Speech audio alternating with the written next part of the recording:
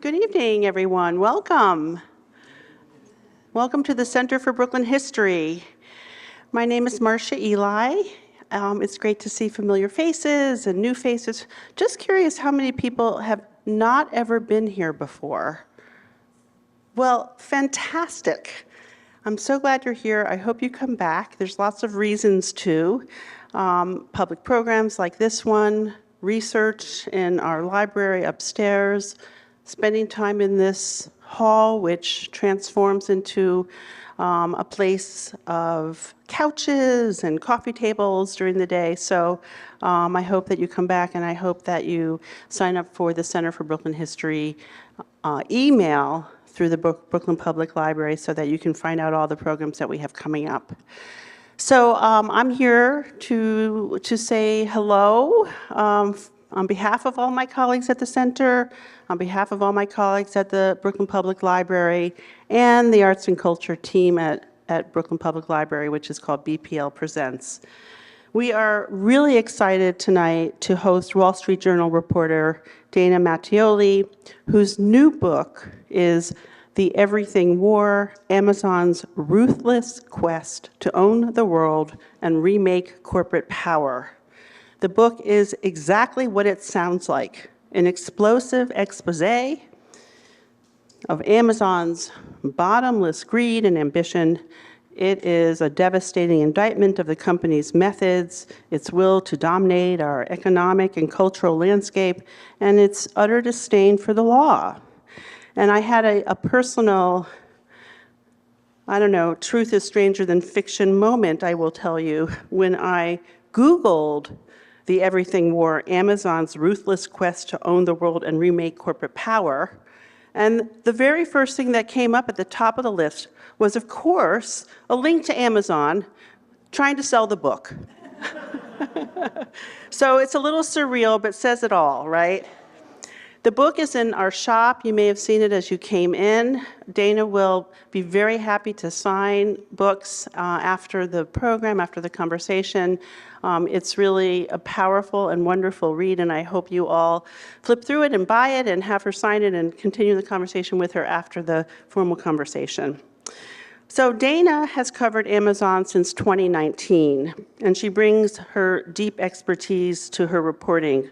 She was part of a team honored as Pulitzer Prize finalists for their investigation into Amazon in 2020, and was the winner of the 2021 Gerald Loeb Award for Beat Reporting. Her Amazon coverage also garnered her the WERT Prize, W-E-R-T, an award from the Women's Economic Roundtable that honors excellence in comprehensively reported business journalism, and a Front Page Award. Leading her in conversation tonight is her Wall Street Journal colleague, also an award-winning journalist, Emily Glazer. Emily currently writes about business leaders, power, and influence. Previously, she covered tech, money, and politics, including during the 2020 election. She has written at length about global bankruptcy and restructuring, consumer product companies like Procter & Gamble, Avon, and Herbalife, and personal finance. Emily was featured in and also consulted on Netflix's Dirty Money, the documentary series focusing on Wells Fargo. So I am really excited to hear this conversation. And now, please help me welcome Dana and Emily to the stage.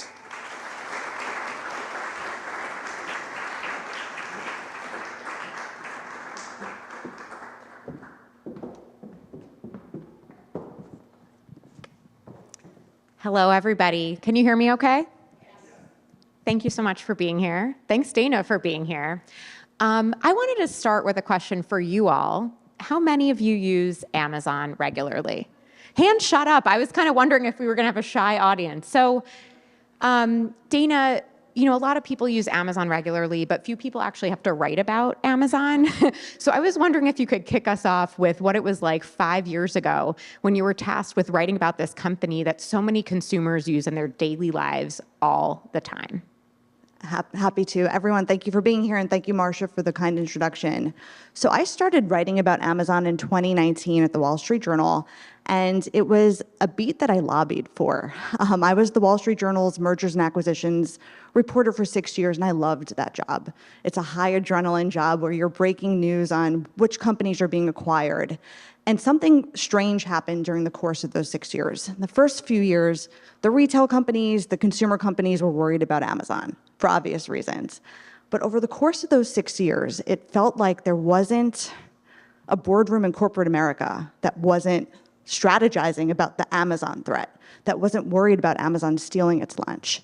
And it started being talked about in logistics companies and healthcare companies. And, I wound up breaking this story that CVS, the pharmacy chain, was buying a company called Aetna, an insurance company. And we found that this very strange deal was driven by panic about Amazon getting into the healthcare space. They started seeing stuff like that emerging. So when it was time to step off the M&A beat, I wanted something like equally exciting, a challenge, and Amazon seemed like this black box that was deliberately designed so no one could get inside of it. They didn't want anyone to know their business secrets and how they got to dominance in so many industries, and that was a challenge that I really wanted to sink my teeth into. So I asked the Wall Street Journal if I could spend some time on this, and I never thought I'd be covering it this long, but I'm very glad I have. So it's one thing to write for a daily newspaper about a behemoth. It's another thing to embark on writing a book about a behemoth, and you've called it a modern day Standard Oil.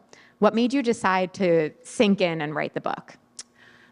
So over the course of those 5 years covering them at the Wall Street Journal, I did a bunch of investigations about Amazon's business tactics and how, this wasn't a company predestined to be the top, where 40% of all e-commerce happens, the top cloud computing provider, the biggest logistics company in the country, and those are just some of its tentacles.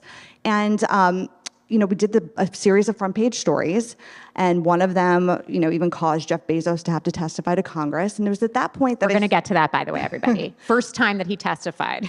And at that point, I started seeing that there were themes here, that Amazon, wasn't always getting to the top of these industries by fair methods. They often had their finger on the scale, and it started to appear that they were one of the most powerful companies in corporate America, probably since Standard Oil. So there's a lot of parallels in the book between Jeff Bezos and John Rockefeller, between Standard Oil and Amazon. And if you look at Amazon, it's kind of the modern Standard Oil octopus. It's this many-tentacled beast that has market share that's either the number one or two player in so many different industries, and it's able to really synthesize that using its data and leverage and other tactics to always win. Speaking of always winning, when I was reading drafts of the book last summer, I had just had a baby and I was ordering a lot of baby supplies. I'm sure many of us had had experiences where we use Amazon and you're like, get it to me between that 3 and 5 p.m. window, and how cheap can it get?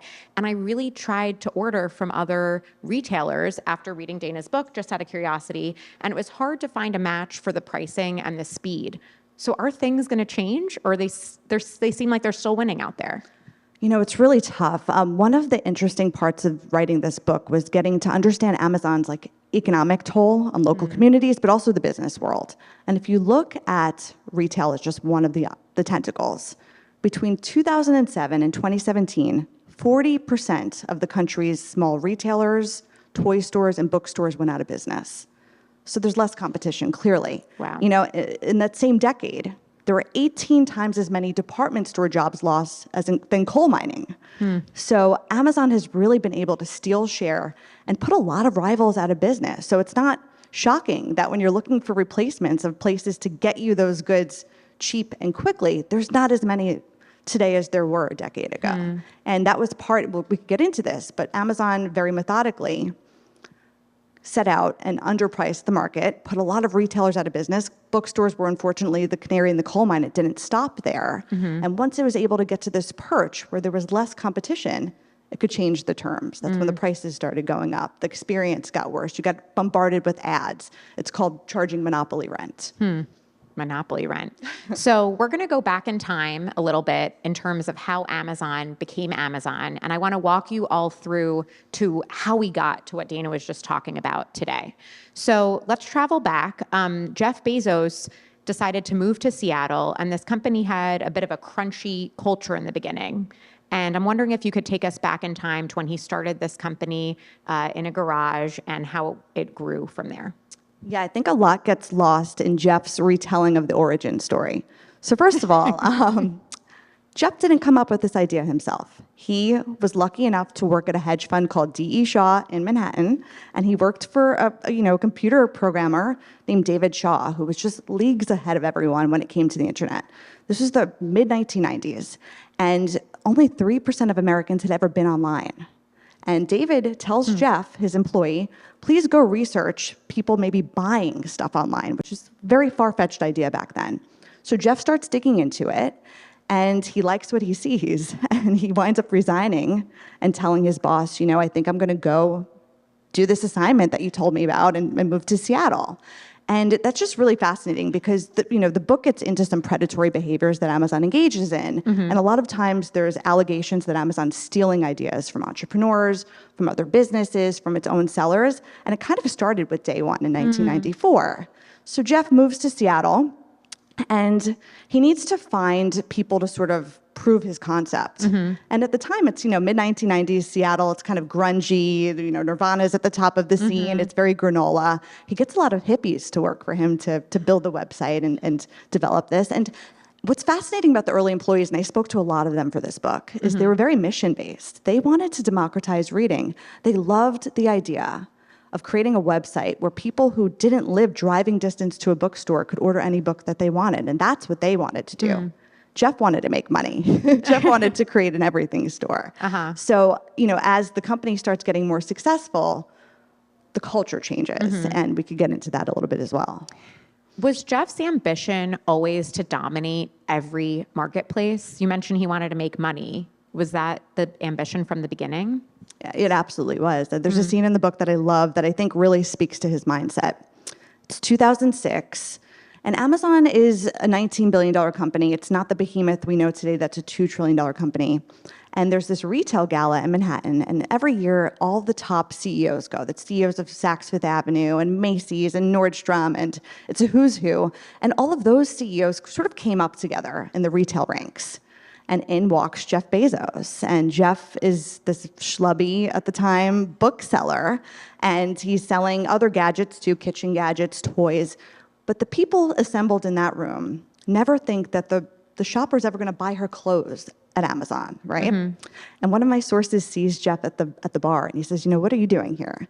And Jeff says, well, your margin's my opportunity. And if you look at the guest list of that gala today, it's like a bankruptcy docket. Wow. So many of those companies are out of business, and that was his worldview. If someone was making money, he thought he could take that business. Toys R Us, Linens and Things, Circuit City. Exactly. You name it. How did a tax loophole play into the success, or did it not? Oh, it did big time. So when I speak to those early employees, they say, if not for two things, Amazon probably wouldn't even exist today. One is they exploited this tax loophole. And, Amazon was located in Seattle, and it had a few warehouses throughout the country. In every other state, it made this claim that it didn't have a physical location, so it didn't have to collect sales taxes. And as the shopper became more savvy about online shopping and price comparison, there was a big arbitrage to be had. If you were buying a Sony TV on Amazon for $500, you would just pay $500 flat. But if you wanted to buy that at Circuit City or Best Buy, there'd be, if you're in New York, an 8% tax added on, so you'd pay a lot more. And that helped Amazon steal share for years. It wasn't until 2017 that Amazon started collecting sales taxes in some states. So think about all the other companies that had to reckon with that. Wow. And there's another advantage they had as well. Jeff convinced Wall Street that they weren't going to judge him on profits, which today that's normal. In the 1990s, that was not the norm at all. Not even software companies are making that claim. So Amazon had years of being able to just grow and reinvest in growth and not show profits. And when I speak to the CEOs of Linens and Things and Best Buy and other places, they said that that was just a death knell in some ways, that they couldn't even get their boards to give them money for logistics centers to go online because that would have hurt their quarter-to-quarter profits. whereas Amazon could grow for years. Right. So they were playing by a different set of rules from the get-go. So Amazon grew both through acquisitions and through organic growth. Obviously, we know Jeff Bezos is extremely ambitious. I want to first talk about some of the deals, your bread and butter. Diapers.com. Let's start with that one, Dana. Can you explain what happened there with Amazon? Yeah, this is a pretty gut-wrenching deal story. I think it was 2010, there was a company based in New Jersey called Diapers.com, and they were able to really revolutionize diaper shopping. And this is back before most companies could ship bulky things like that, especially quickly and for profit. So this company emerges on the scene, mothers love it, they start shopping there, and Jeff is threatened. And he assigns a whole task force to investigating them. And I was able to receive a lot of these internal emails about what they did to Diapers.com, and it was staggering. So first they start tracking what Diapers doing, and they copy it to have the similar experience. And then they decide to sound out the CEOs about whether they'd be open to being bought. And the CEOs say, no, we want to do this on our own, and then it gets really ugly. Amazon slashes the price of its own diapers by 30% and gives all the new moms a free Prime account. Well, they did that to the cost of $200 million in losses every month just on diapers. Wait, $200 million every month? Every month they lost to just try to hurt their competitor. And that's when it started becoming this death spiral for Diapers.com. I spoke to some of their board members for this book, and they started missing all of their projections, and they start getting to this place where they actually do have to consider being sold. Mm-hmm. So they start talking with Walmart. They also have to talk with Amazon. And there's this seminal scene where they're in dinner in New York with Amazon's senior leadership. And they don't want to sell to Amazon. They feel like Amazon put them in this very position. And but they're entertaining the offer. And they have BlackBerries at the time. Their BlackBerries go off, and there's an email from Walmart's corporate development team and has an acquisition offer. So they run into the hallway to talk about it, and it's $100 million more than what Amazon's offered them. So they're so excited. This is like their white knight is showing up. They go back into the dinner and they say, thanks, but no thanks. We have this offer. And an Amazon senior executive tells them, okay, you take that offer and we will cut the price of our diapers to $0. And obviously Walmart's not going to buy you if you're not going to be in business. So they're forced into selling to Amazon. And it was just this horrible situation for them. This created generational wealth for these two entrepreneurs. They didn't come from wealthy backgrounds. Mm-hmm. They should have been celebrating. They're getting hundreds of millions of dollars in acquisition. They didn't even go for a drink to celebrate because they were so upset that they had to sell to Amazon. And then Amazon wound up shutting it down years later. Wow. We're going to get into more examples, too, of other companies that got eaten up by Amazon, for lack of a better term. But I first just wanted to ask if you could name the top 2 reasons that Amazon was able to grow from an early internet bookstore into this giant company that it is today. Which 2 would you say? I would really say it was the Wall Street angle by buying that bandwidth and having the ability to just grow and not worry about profits. And I think sales tax could not be underestimated. One of Amazon's top public policy people told me that was their secret sauce. Yeah. They dedicated so many resources to not losing that loophole. Mm-hmm. And, both of those things are legal. Those are not illegal things to do, but it gave them such an advantage. And what about COVID? How has that helped or hurt them over the years? No, COVID helped them big time. They were one of the most fortunate companies during the COVID crisis because everyone turned to them, even people that didn't want to shop there, to the tune of them having to turn down orders. I don't know if you remember this, but during the early days of COVID, they told sellers not to send anything to their warehouses that was not considered pandemic preparedness. Mm-hmm. And they were able to double the size of their logistics network, which is already one of the biggest in the world, in 18 months during COVID to respond to all the demand.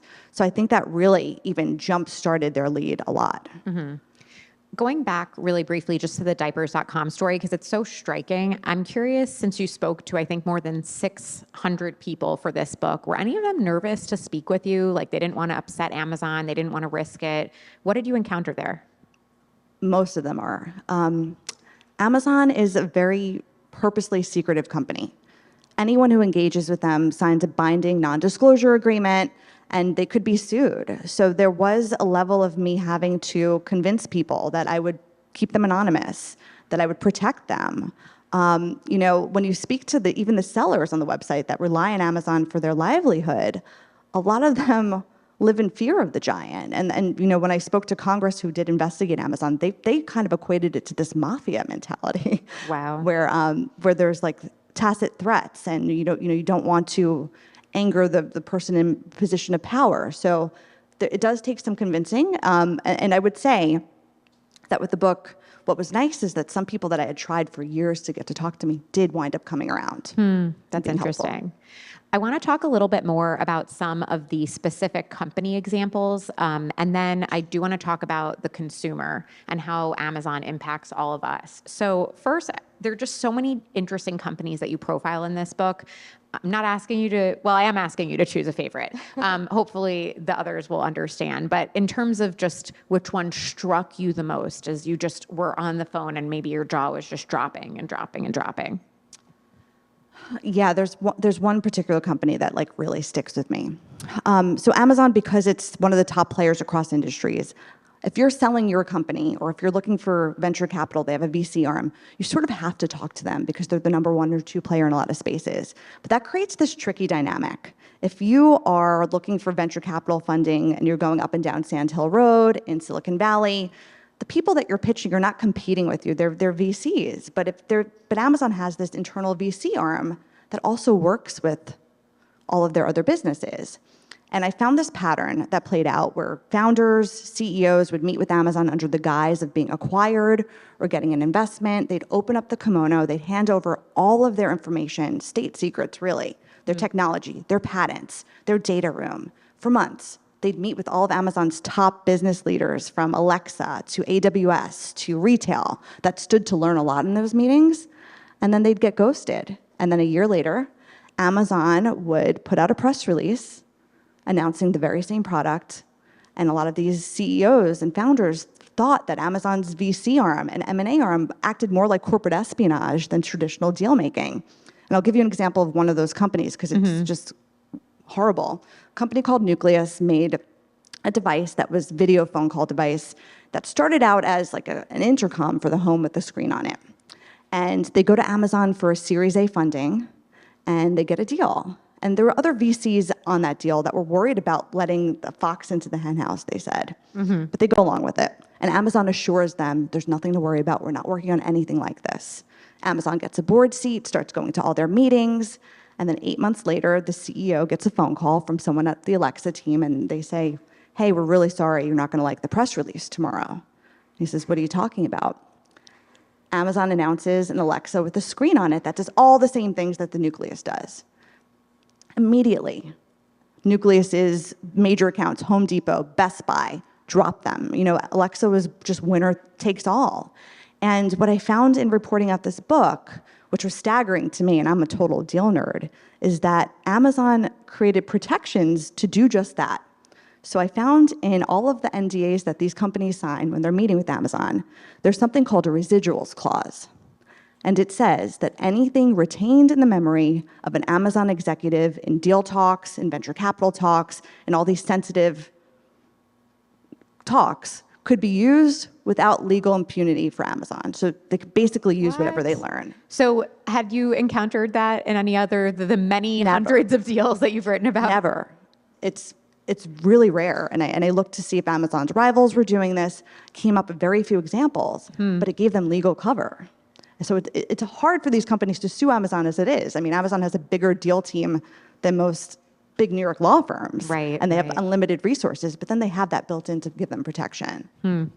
Always got to read the fine print. At the Wall Street Journal, we have this clause, to be sure, to make sure that we also offer the other side. So I know we've been talking a lot about how Amazon eats up different companies and the tactics that they use, corporate espionage. I'm sure there are some companies that maybe have had a good experience or their lives changed because they were able to use Amazon or become part of Amazon or have that connection or that tie in some way. Do they exist? And if so, can you share them with us? No, of course they exist. There are companies that didn't have that experience. I'll give you an example. Ring Doorbells is one of them. That was a company that was on its own, They actually were on Shark Tank and got rejected, and they wound up getting an investment from Amazon, and Amazon wound up buying them, and now I think it's the top video camera doorbell in the world. I think everyone hears those chimes every so often. It's certainly come from my phone sometimes and very embarrassing. What about the decline of some of these big box stores? We talked about Circuit City, Linens and Things, Toys R Us. How much credit would you give Amazon for that trend and the demise of some of those retailers that I think many of us kind of remember from growing up or going with your kids or your grandchildren over the years? What happened there? Yeah, I spoke to a lot of those CEOs for the book, and some of them were slow to e-commerce, so that's on them. Some of them couldn't get the investment from their boards because they had to deliver profits quarter after quarter, and that goes to that Amazon arbitrage. And some of them firmly place blame on Amazon. So it goes across the gamut. But I would say that when stores like that disappear, it does create these ripple effects. These are big sources of the sales taxes. They're big employers. Retail jobs are a very important place for unskilled labor in the country. It's like a very important resource. So when cashier jobs go away, when stocking jobs go away, that does have an effect on society. Absolutely. I want to talk a little bit about Amazon's impact on users, on us. I think we've all wondered sometimes how smart devices, whether they're made by Amazon or another company, how much they're listening. Or, when you're on your cell phone, you're like, how did they know? What did they pick up? Why am I getting this ad? So can you just tell us a little bit about how Amazon uses the data it collects? Is this all being recorded, and then are we going to all get ads on Amazon for like the opposite of your book after we leave here? So it's interesting. When I was digging into this company, it arguably has more data than any other company in the world. So just to give you some scope, there are 500 million Alexa devices in people's homes worldwide. Wow. Those are listening to private conversations in your kitchen, in your bedroom, in your bathroom, wherever you keep them. Can you turn that off? Is there like a setting for that? There is a setting on the top that you could turn it off, and it turns red. And Okay, everyone ask Dana after this. She'll walk us through. It has all of our shopping data from every purchase you've made, everything that you hovered over with your mouse and didn't put in your basket, everything you've returned. It's got loads of seller data where it's gotten in some trouble that we could detail later. And those are just some of its arms. It's now a healthcare provider.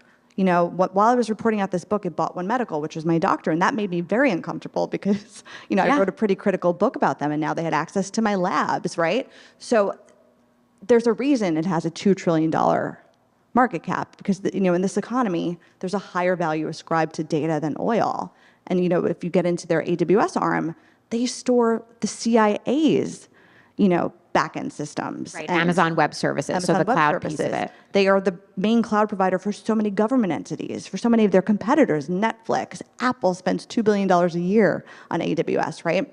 So they arguably have more data than anyone else, and they've gotten in trouble in the past for not being good stewards of data. I uncover in the book lots of situations where Amazon says that customer data, seller data, other data is off limits for our own use. And what I found was they didn't have the proper protocols in place to actually make that happen. And one employee even told me on the record that this is a tech company, but internally, their systems are more like popsicle sticks and duct tape. Oh boy. All right. Well, that's a little nerve-wracking. What about third-party sellers on Amazon? I find this concept can be a little confusing. So I'm just hoping you can explain to us what are third-party sellers, and how might that wade into the antitrust territory? Sure. So 60% of what is sold on Amazon is not sold by Amazon. It's sold by third-party sellers around the world. And that's been great for them because it's expanded selection in a way that you can't really replicate in other parts of retail.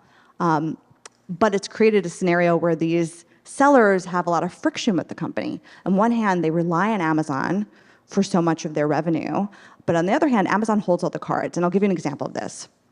Amazon is fully cognizant that these sellers rely on them. And as such, they've been able to make the terms more difficult for them. So a decade ago, Amazon kept 19 cents of every dollar a third-party seller made on Amazon. Today, that's 45 cents. And that's created a situation where these sellers' profits have really shrunk. And I spoke to a bunch of them for this book, and they feel like they're caught in this this hamster wheel. They have to be there because the revenue top line's really high, but their margins are shrinking.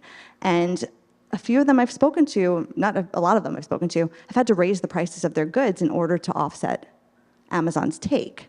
And that gets into the situation with the FTC lawsuit. That Federal Trade Commission sued Amazon last year saying that they are a legal monopoly because they're raising prices for all of us when we're shopping, even if you don't feel it, because these sellers have to raise their prices. And Amazon also requires that these sellers, if they're selling in other marketplaces like Walmart or Target, that they also have a higher price, because you could be kicked off of Amazon.com if you don't. So it's artificially raised prices throughout e-commerce, and that's the crux of the FTC lawsuit. So we're all paying a lot more, or we According might to the be, FTC. according to the FTC. What does that mean for something like an Amazon Basics? You know, you're searching online, and then all of a sudden it pops up, it's cheaper, seems okay. Where do they fit into this? So Amazon Basics is Amazon's private brand of goods. And, private branding is as old as retail. But Amazon's gotten into quite a bit of trouble for this business because, on the one hand, they have this army of third-party sellers that are their constituents in some way and are very, important for Amazon's success and selection. But on the other hand, they're creating products of their own that compete with them. And for years, these third-party sellers have alleged and cried out that that Amazon might be looking at their data to reverse engineer these products. And what we were able to find out in reporting in the Wall Street Journal and in the book is that that was actually happening. And it's an area that government agencies around the world have looked into as to whether that's fair for these third-party sellers that rely on Amazon for their business. But then there might be people peeking behind the scenes to see exactly how they're creating that success. There's so many of these different companies that are impacted, these third-party sellers, through exactly what you're talking about. I think one that stood out for me, if I remember correctly, was Adore. Could you tell us a little bit more about that one? Yeah, so there's a lingerie CEO that I spoke to for the book, for a company called Adore Me. And it's really interesting. He really wanted to own his brand experience. It's more of a higher-end brand. They deliver stuff in really beautiful packaging, and he wanted to own the customer experience, and he was for a very long time. But what started happening is he started seeing replicas of his products on Amazon.com under the name Adomi, written in the very same fonts and even using his pictures that he took for his website. No. Yes. So he contacted Amazon and said, we have a problem here. Can you get rid of these counterfeits? And he got the runaround. He really struggled internally about joining Amazon.com. They said, if you join Amazon.com, we'll take care of it for you because you'll be a customer of ours. And he struggles because he didn't want to give up his access to the customer. He didn't want things to show up in a brown Amazon box. He wanted it to be a luxury experience. So he joins. He starts putting stuff on Amazon.com. And they didn't take care of the problem that still exists today. And he said, he felt like he was caught in this catch-22 where, in order to have protection from the counterfeits, he had to join them, and now he's joined them, and that has not panned out, and now Amazon has access to all this data. Wow. You can't really win in some cases. I think a lot of times with retailers, we're reading about consumer safety. It's like, what's going on behind closed doors? What's actually happening if you're buying a product? Where does it come from? Can you tell them about the tourniquet story? Does that one ring a bell? Yeah. So again, the double-edged sword of having all these third-party sellers from around the world on the website is you get the selection, it becomes this one-stop shop, but then it's harder to regulate millions of sellers selling goods, even though Amazon dedicates a lot of resources to that very thing.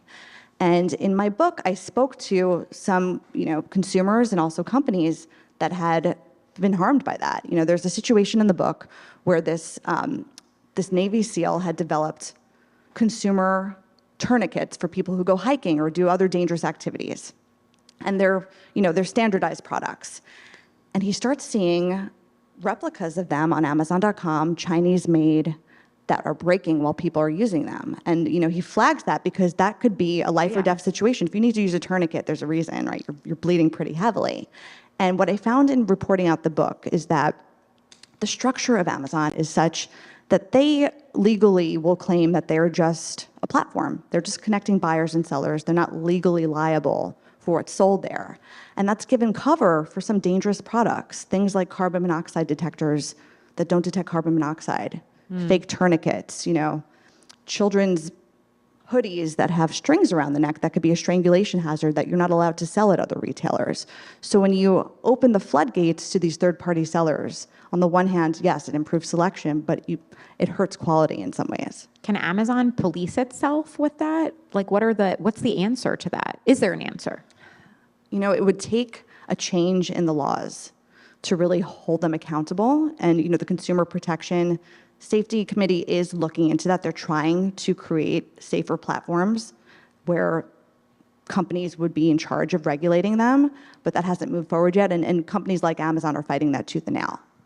It's almost like you planted the transition that I needed, Dana, to get into regulation and politics. And after that, we're going to open it up to audience questions. But, you know, we mentioned when we first started that Dana's reporting actually led to Jeff Bezos testifying in front of Congress for the very first time. This was back in 2020. How did that come about? Yeah, so at the Wall Street Journal, we had this story about Amazon's private label team. And like I said, for years, there'd been allegations that they were snooping on third-party seller data, but no one had really gotten the receipts. So I set out with my editor at the time to figure out if that was really happening and to prove it. And I was able to get this like motherload of documents from an Amazon source. Reporters love documents. It's like love the documents. treasure chest that we want. And we were able to get the receipts. And you know what I found in speaking to many private label employees there and you know looking at the documents was that not only was Amazon doing this behind the scenes, but it was like core to their practice. It was an open secret within Amazon. And I was even able to track down some of the sellers that had been copied using the documents. And I remember this was like one of my favorite reporting moments. It was right before COVID lockdowns, and I get the trove of documents. And there's this small Brooklyn-based company called Fordham that had made car trunk organizers. That was the best-selling car accessory product on Amazon.com. And this is a 4-person shop. It was run by 2 like 30-year-old guys. They weren't college educated. They were just like an American success story. They really had made it. And they were making a lot of money on Amazon. And I asked them if they could get breakfast with me. So we meet in, you know, the financial district, and I slide the papers across the table, and they said, "What is this?" And they said, "How did you get these?" I said, I got it from a source. And they said, "Oh my God, this all makes sense because Amazon just launched a copycat product of ours." And, you know, they were steaming angry. I have the tape recording, and they were just so angry that Amazon did that to them. They suspected it, but they couldn't believe like there was a paper trail. So anyway, we put that on the front page of the Wall Street Journal, and it just happened to go on the front page of the Wall Street Journal a few months after Amazon's Assistant General Counsel testified to Congress saying that they don't do that. Uh-oh. Right. So Congress was able to use that as the basis to make Jeff Bezos testify for the first time in his career, and he had to address this head on in a very uncomfortable manner in questioning. Wow. I love the sliding the papers like across the table. It's very dramatic. So, you know, you've talked a lot about Amazon's different tactics. Could you share a little bit more about which of these tactics have caught the attention of regulators? Because it's sometimes hard to understand like where there might be a case or what might actually be like illegal or need to change because of the law. Yeah, so for the last several years, it actually started under the Trump administration, the Federal Trade Commission has been investigating Amazon and whether it's a monopoly and its business tactics. And they looked at a broad swath of Amazon's behavior. And the FTC is run by this woman, her name's Lena Khan. She's the commissioner. And it's kind of interesting because she has sort of railed against the way that the FTC has existed for the last 40 years. She says what they have been doing has not been working. It's not serving customers. And she doesn't like something called the Consumer Welfare Standard. She doesn't think that the litmus test for something being illegal and anti-competitive should be consumer prices. And the FTC under Lena Khan has had a bunch of losses because she's tried to shake things up so quickly, and embarrassing losses specifically in the tech world. What's interesting is in September, she brings forward this lawsuit against Amazon, and it's a very traditional consumer welfare case. It's almost like this tacit admission that maybe you have to go back to the more normal way of enforcing antitrust. And the case is basically that Amazon has so much power over those third-party sellers on its website that know that they need to be there, that it's become pay to play, that in order to be successful in Amazon, you have to not only pay Amazon a commission for every item that's sold there, but you also have to be part of Fulfillment by Amazon, the logistics program, to reach the Prime members. You also have to buy advertising to show up in search. And it results in that 45% tax. And Lena Khan's argument is that that's creating higher prices for all of us, and that it's creating higher prices throughout all of e-commerce. So it's very much a consumer welfare case. I don't think any company wants an antitrust lawsuit brought against them. How has it had an impact on Amazon's business, and what's the status? Because these things can take a very, very long time to play out in the courts. You know, it's really fascinating. There's a scene in the book. It's like 2 weeks after the FTC drops this bombshell monopoly lawsuit, and Amazon has this all-hands meeting in Seattle. And it's a time for their CEO and management to address employees, and then there's a Q&A. One of the first questions from an employee is, what does this FTC lawsuit mean? And Amazon's general counsel answers the question. He gets on stage, and he says, here's my advice for you all. Haters are going to hate. We got to shake it off. He just quotes Taylor Swift and is very flippant about it. So what that means, it's business as normal at Amazon. And Amazon's CEO, Andy Jassy, has been telling his senior leaders, in a decade, we could be a $10 trillion company. They're only $2 trillion today. Wow. So they obviously see a lot of room for growth. Wow. So it's interesting because this is also a situation where we've seen both the Biden administration and when Trump was in office, he also kind of hounded Amazon. So I'm just curious, did Amazon view or handle these situations any differently depending on the administration, or is it just shake it off no matter who's the president? It's really fascinating. They had to suffer pretty publicly through 4 years of a Trump White House where the president had this very high-profile, open beef with Jeff Bezos, where there were nasty tweets where he was saying it's, the losing Washington Post or the Amazon lobbying arm and saying really not nice things about the company. So then they get to the Biden administration. And Jeff Bezos owns the Washington Post. Yes, sorry. And we get to the Biden administration, and they feel like they're very well placed. They had hired Jay Carney, who was the Obama spokesperson, to head up government relations and PR, and they think that they're going to have lots of inroads with Biden. And it turns out that they are persona non grata in the Biden administration. The administration views them too toxic to touch. It's a quote from the book. Jeff could never get an audience with the president. The president welcomes his enemies with open arms. Doug McMillon, the Walmart CEO, is there all the time. The union activist Chris Smalls gets an audience with Kamala and President Biden. And Amazon gets really angry about this. And, when you look at what Biden has done as president, it's almost, people at Amazon tell me it's been more harmful for them than the Trump administration, even though there's a lot of rhetoric. He appointed Lena Khan, which was Amazon's big nemesis, to be the head of the FTC. He's a very pro-union president, which is hurtful to them. He has shunned senior leadership. So this is going to be an interesting election for them. What happens during an election year? Does this kind of calm down very much, or are they still just in the heat of it? Well, it's interesting. In the 2020 election, actually, Amazon only prepared for, 2016 election, they only prepared for a Hillary win. They didn't, as many companies yeah, did, they right? didn't game out a Donald Trump win at all. And they realized, someone in public policy told me, they made a huge mistake there. So I know right now they're gaming out both scenarios. They're trying to be well positioned for both White Houses. They won't make that same mistake again. But I couldn't really tell you who they'd want to win strategically from a business standpoint. It's a hard choice for them. Yeah, it seems like neither will help them. I'm going to ask one more question, and then we're going to open it up to audience questions. So just want you to start thinking about that. What's so striking to me about your book is that this reporting is still continuing. What's happening right now with Amazon is not over. Sometimes, you write a book and it's like chapter closed. But Dana had this article that published after her book about something called Project Curiosity. Sounds kind of, I want to know a little bit more about that. So can you share that with us?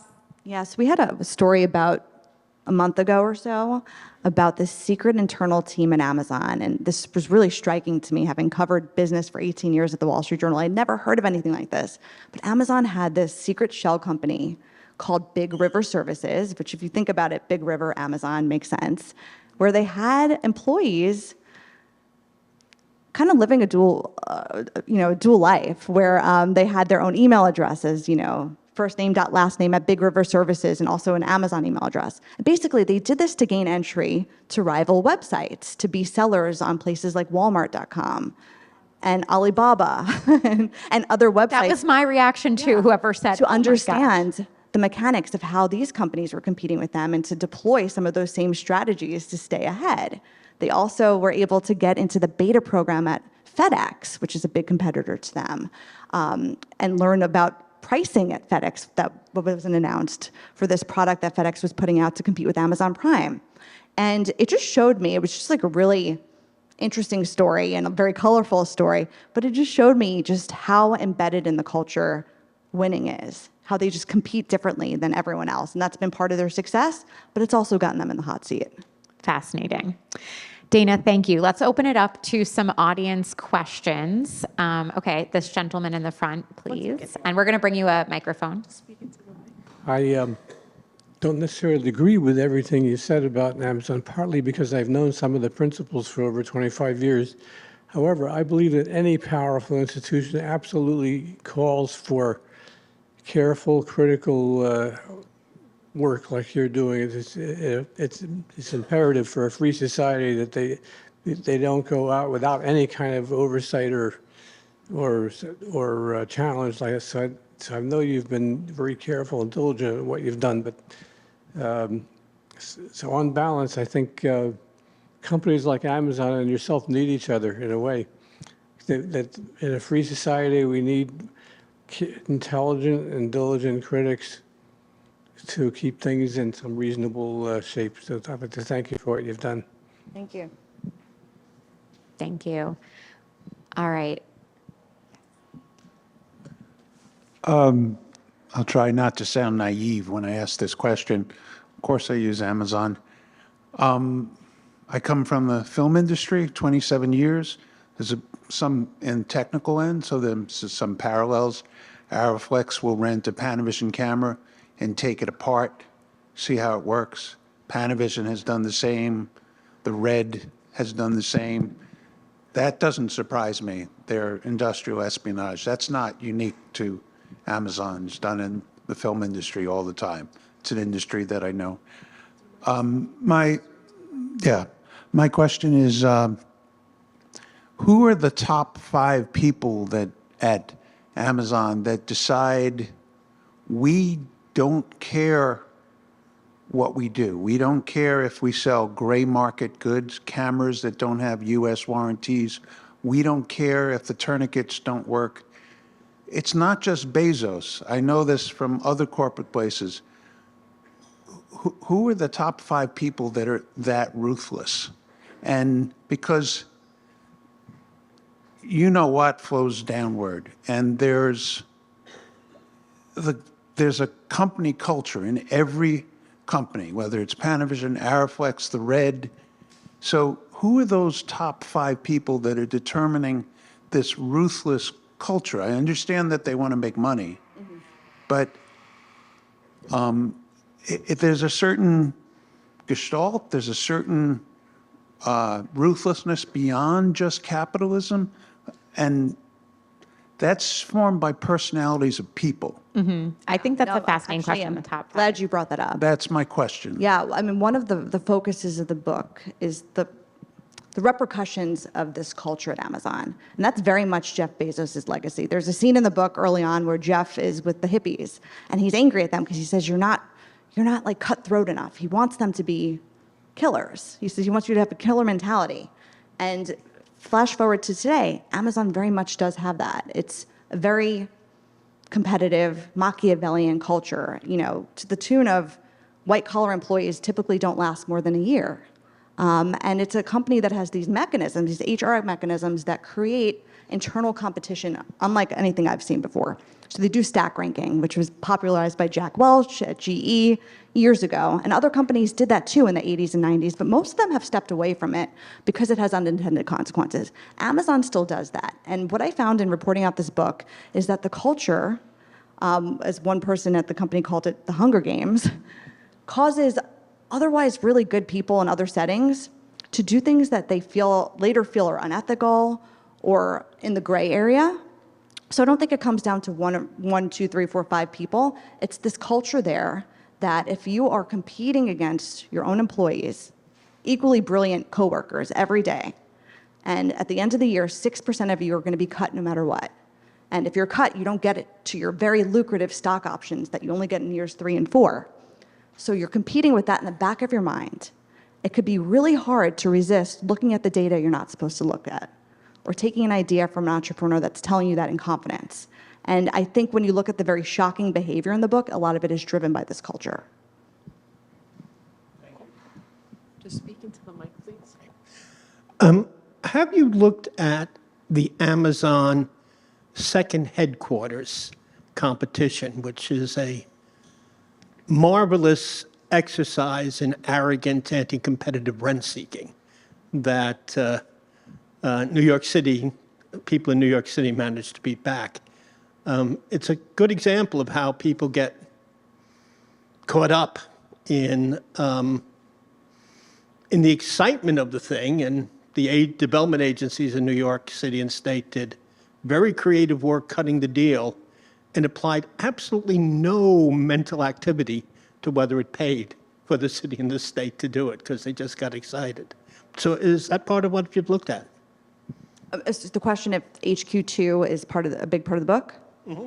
It's in the book. It's not like a focal point. I think it speaks more broadly to this disconnect that was happening at Amazon in that time period, where they still thought of themselves as this scrappy startup, because that's the culture there. Jeff Bezos often says it's always day one. And he was saying that even when they were like a $300 billion, $400 billion company.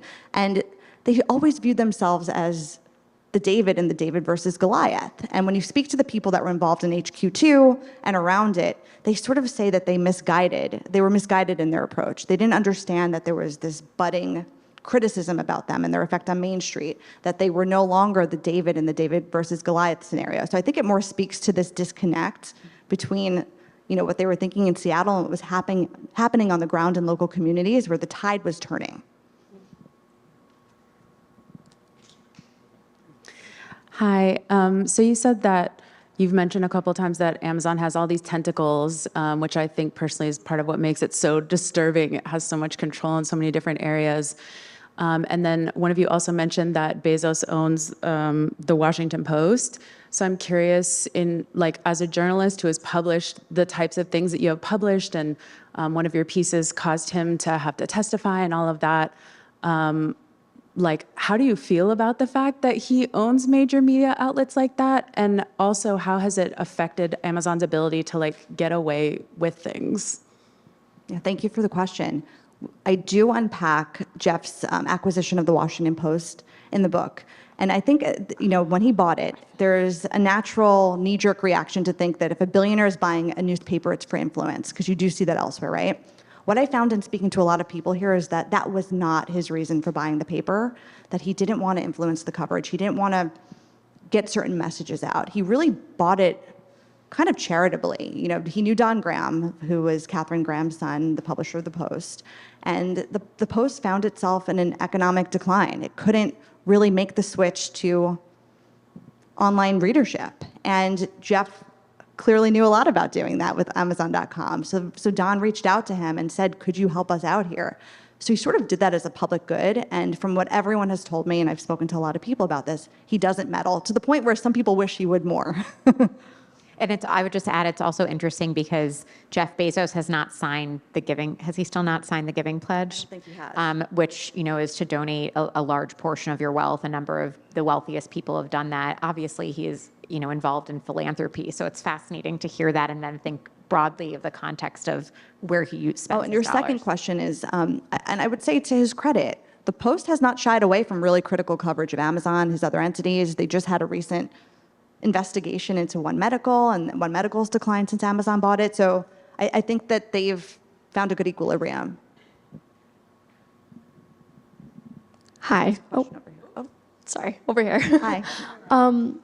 Based on your work and research, do you feel hope that mounting pressure on Capitol Hill and elsewhere will eventually, in the next, let's say, 5-10 years, lead to changes in the way that Amazon is allowed to operate?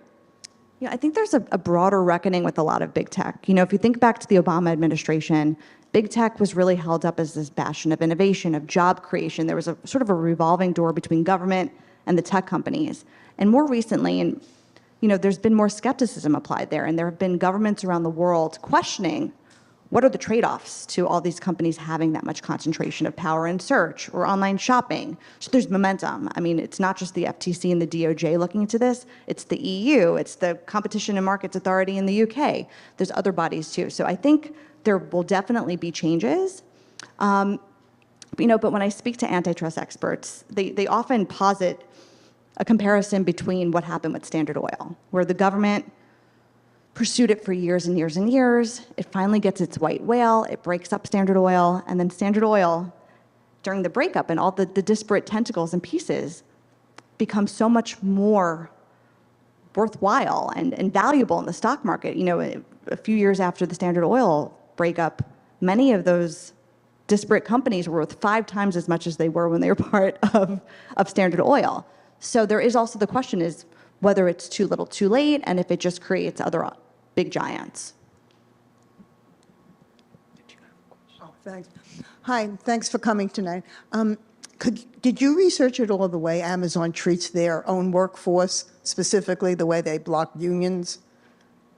How does that fit into their whole business model? Yeah, there's a bit of a narrative around that. The question was if I researched how Amazon, is anti-union. There is.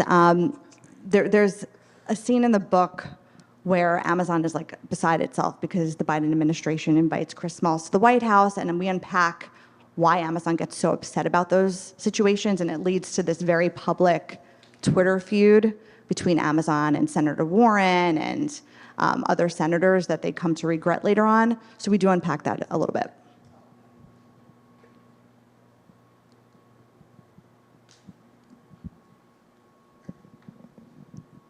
So what will stop them from driving everyone else out of business?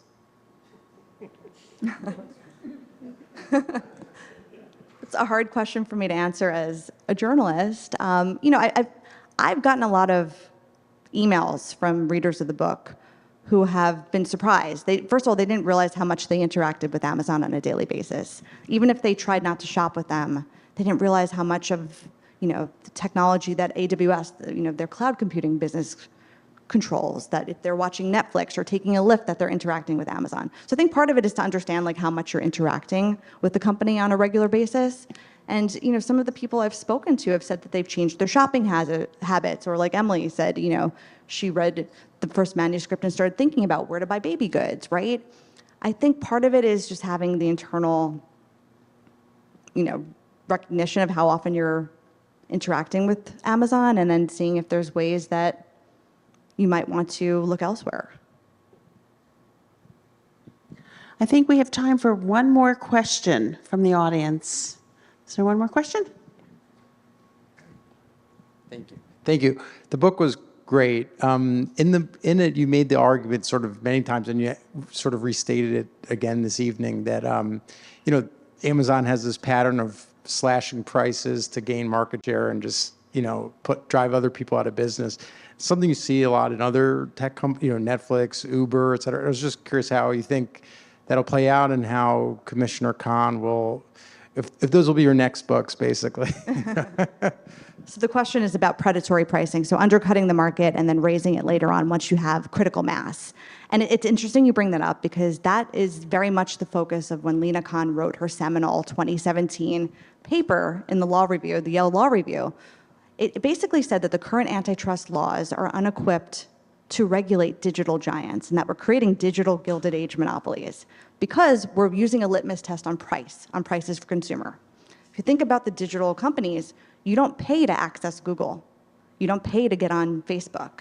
At the time she wrote that paper, Amazon was undercutting the market on pricing, so you weren't paying a lot. And she said, because we're only looking at that one sliver of behavior, of pricing, we're missing all these other behaviors, right?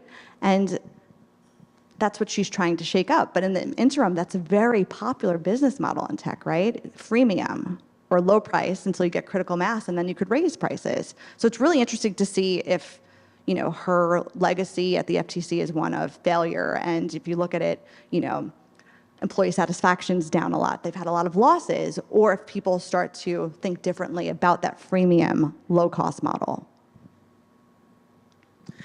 Well, I just, Emily, unless you have another question. No, I think the audience covered it. Thank you, Yeah, guys. yeah, I want to thank Dana and Emily so much for this conversation and urge you all to take a look at the book, which is at the store. It's really, really a courageous book, I think. I would be terrified to take on Amazon. So thank you for doing that, and thank you both for a really great conversation. Thank you all for coming.